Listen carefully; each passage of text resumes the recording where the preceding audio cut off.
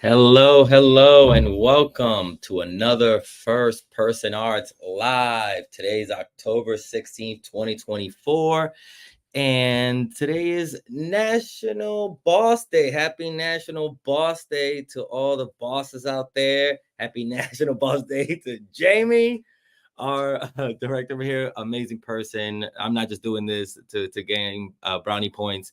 Really, it's. I wanted to do this today because there are times when you do have a boss that does make you better as a person and so much more. Here's Jamie. Jamie, happy National Boss Day. You know what we're gifting?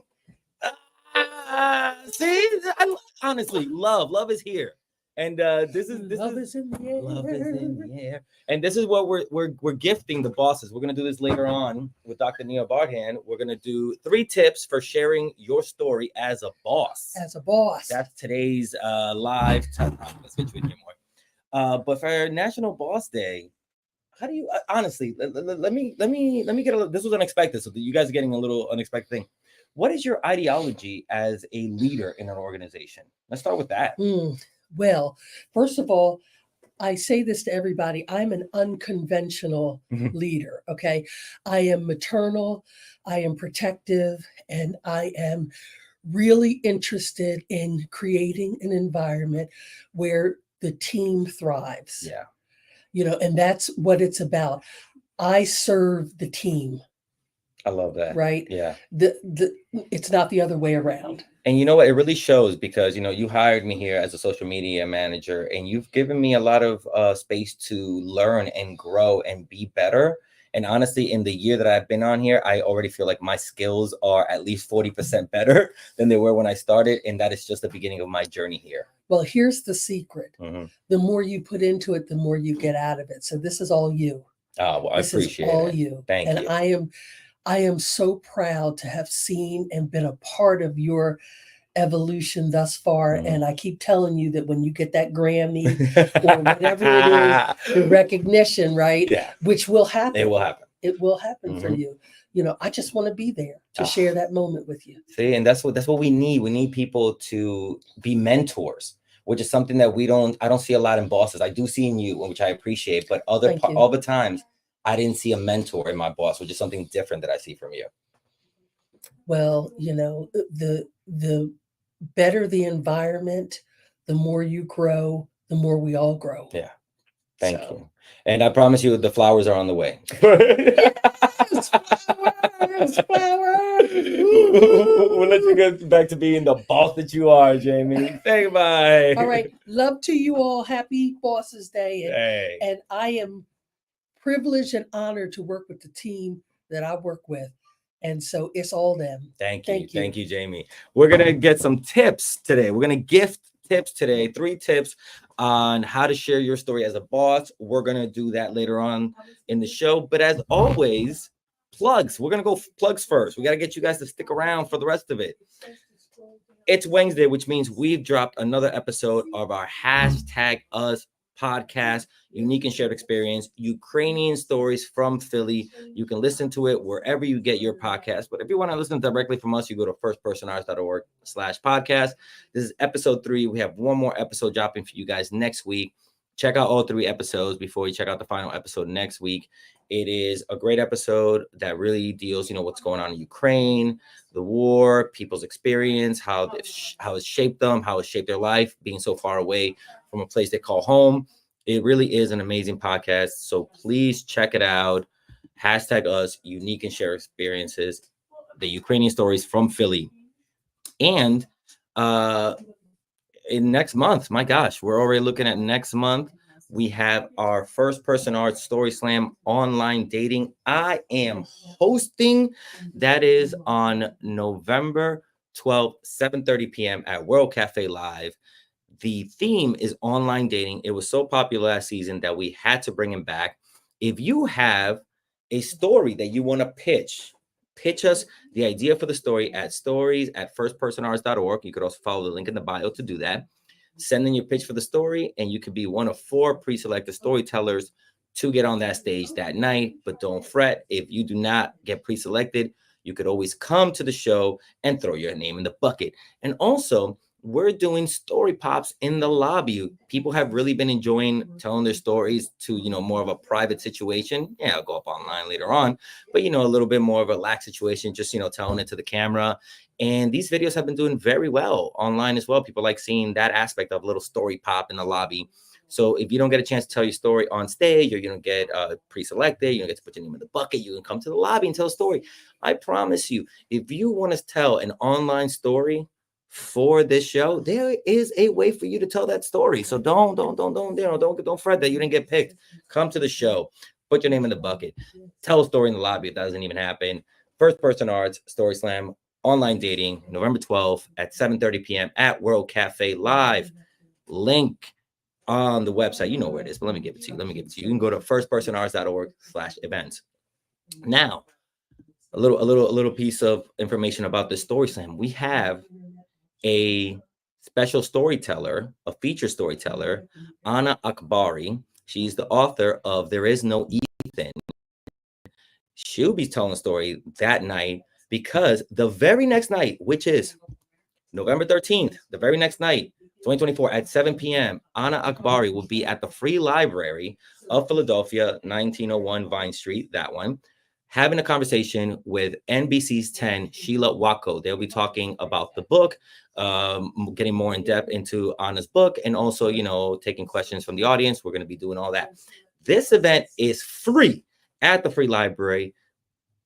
To register, you can go to our website, firstpersonarts.org/events. While you're there, there's also an option for $50. You can get a signed copy of the book. Hey, what a nice little thing. You're not paying to come to the show. You can just come to the show. But if you want to get a book with a sign, with signature from Anna Akbari, you can do that as well. All of it at firstpersonarts.org/events. Let's see. Anything else? Any other housekeeping rules? Anything else we got to go through? No, I think that's it. I think that's everything we got to go through. As always, go to firstpersonarts.org for all events. We have a lot of things coming up, a lot of fun things you can participate in. Come check out. So go to the website, check out more. And you know what? Without further ado, let's invite Neil, Dr. Neil Bardhan, to the room to help me out with the 3 tips on how to connect your story as a boss. I have the tips here. I won't show them to you, but Neil's going to join me. Hi, Neil. How are you? Okay, I'm doing well. How are you? There we go. See, I'm a professional. I gave you your whole title at the bottom and everything. Oh, look at that. Yeah, so people know who you are. How are you doing today? I'm good. I'm tickled that we have computer graphics. It's basics. See, we're getting a plus from that. See, it's basics right now, but we're boosting it up.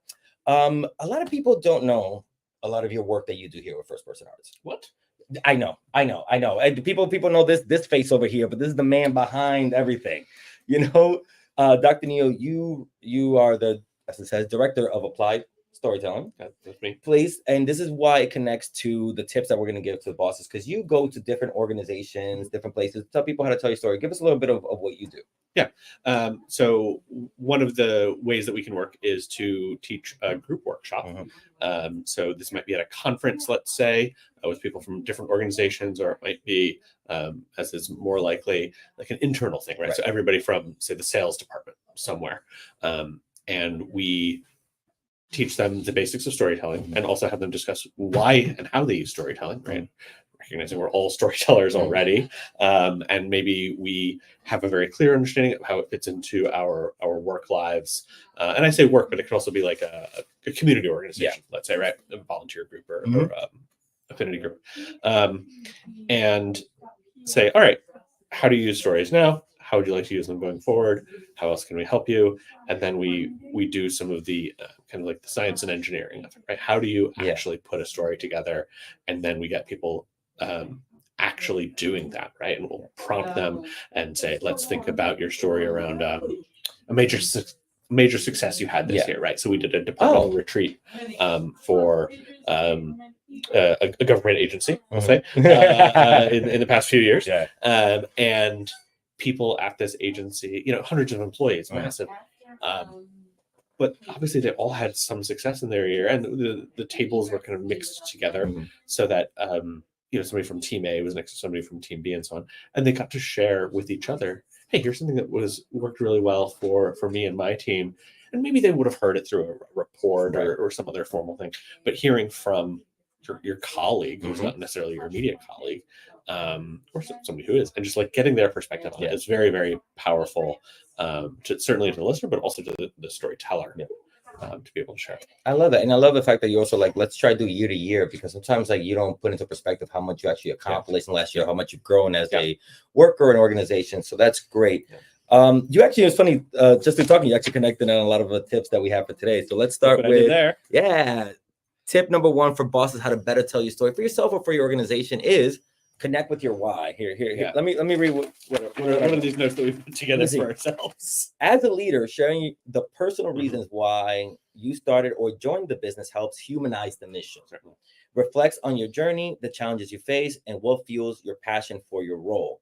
I think that's important. Letting know people why are we doing this? Why did I get into it? And why does it matter for me? Because I'm doing it for my personal work that I do here, and it's also seeped into first person arts.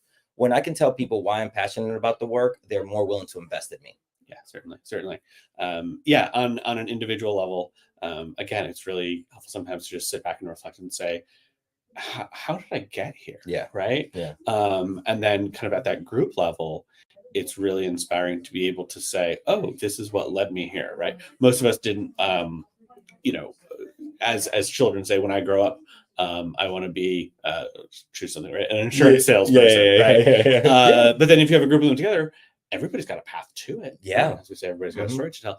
And being able to hear those out and say, oh, that's something we have in common, or I didn't realize that you'd also, played minor league baseball or whatever it is. I'm thinking about a particular workshop that I ran. This is about 2 years ago at a local cultural organization. And we had one department, and some people had been there 10, 15 years. And some people had been there 3 to 4 weeks.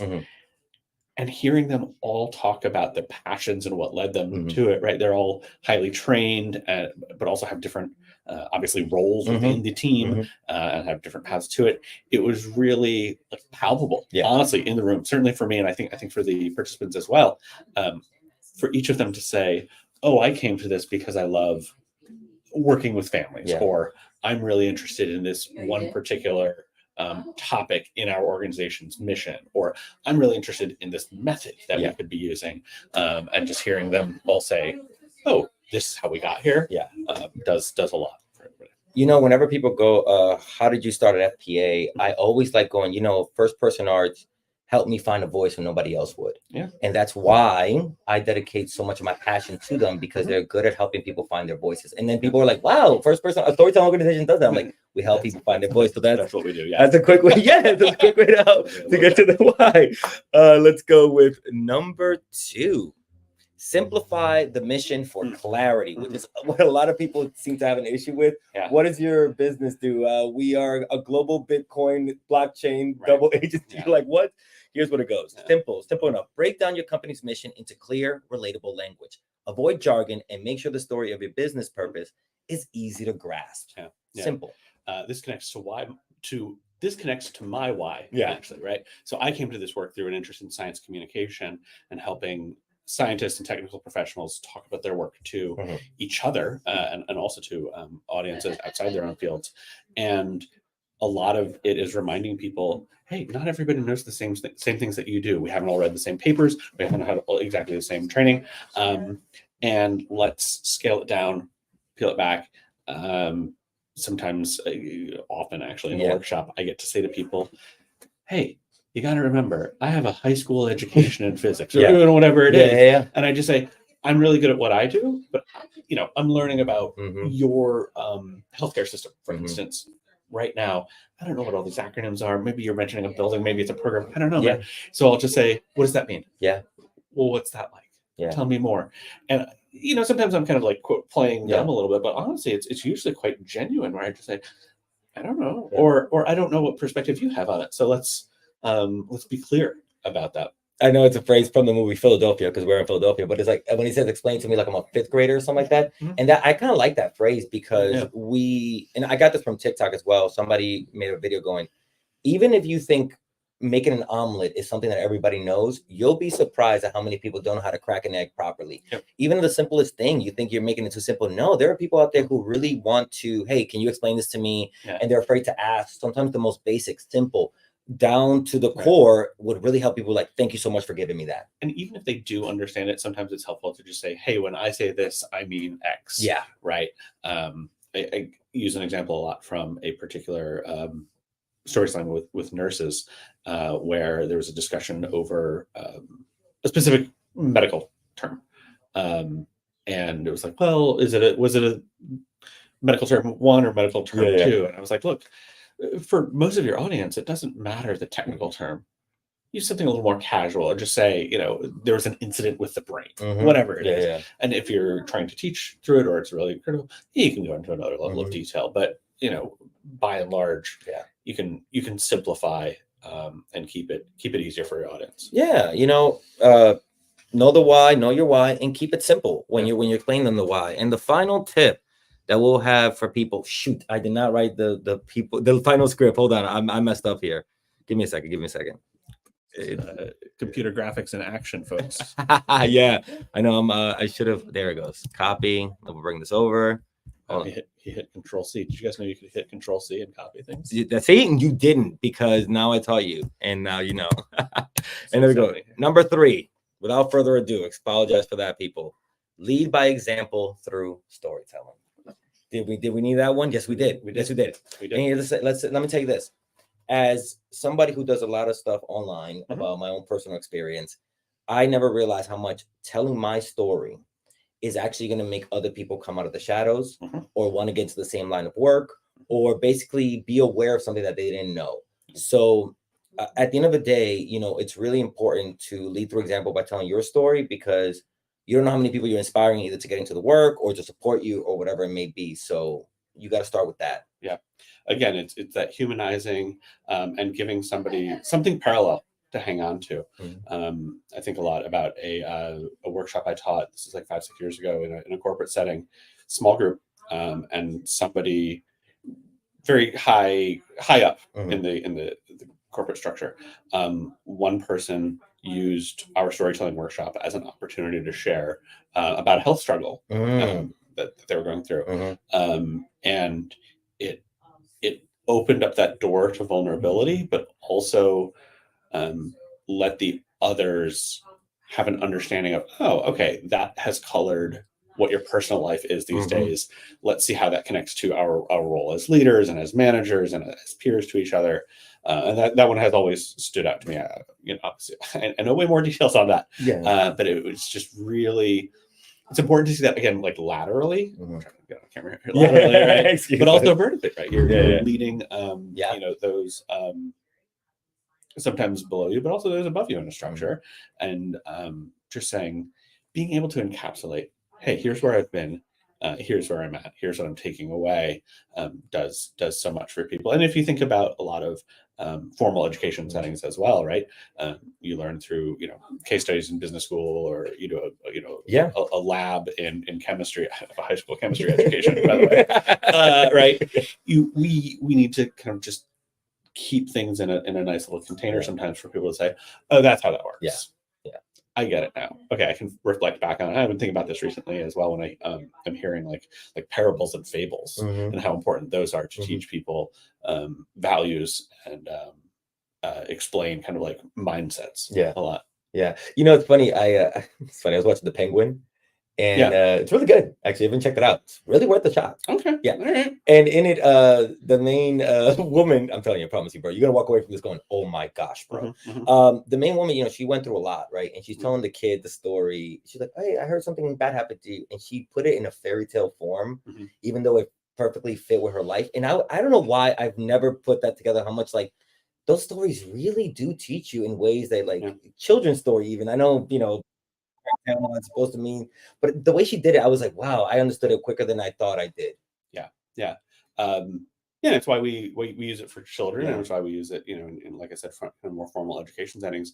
But then sometimes just in the working and professional world, sometimes it's easier to just not totally fictionalize and fantasize it, but create a tight little version.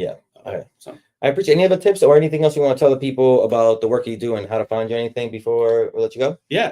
Check out all of our work on our website, we've got a lot of great collaborations coming up over the next couple months.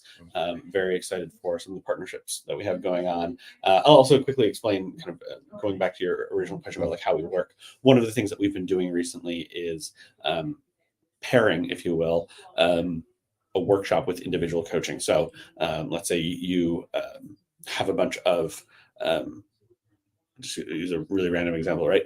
Individuals who are part of a parent-teacher organization at your neighborhood school.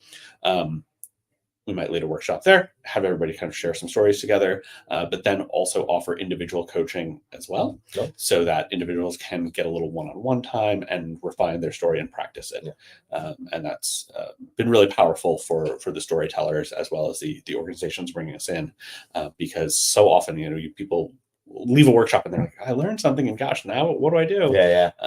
And whether you're just trying to refine your skills or working up to a specific deadline, it's nice to be able to say, hey, I brought this thing out of this workshop. Now what do I do? Right. So I love that. Yeah. And if, thank you, Neil, for the tips. And if you want to know more, go to our website, firstpersonart.org. And if you're an organization that wants to work with us, please message Dr. Neil here, and we'll take it from there. Love it. Thank you so much for your time, man. Okay. I appreciate you. We'll see Dr. Neil on another live. He'll be back with plenty of information after some time. But again, happy National Boss Day. That was tips for you. We hope you can use those tips in your everyday life and in your organization or wherever you may be. As always, I was Che Guerrero, social media manager and host for these lives every week. Make sure you're following us on all of our social media to keep up on what we're doing and events we have coming up. We're always posting about them right on there. Or you can go to our website, firstpersonarts.org/events to know about our events. Also go to firstpersonarts.org to check out more of Dr. Neil's work and the work we do with other organizations. And as always, please leave us a comment. Any other tips that you may want down the road, leave it in the comments so we can make a video for it. Thank you so much for your time. It's always a pleasure spending Wednesday afternoons with you, almost afternoon. Have a good rest of your day. See you next week. Bye.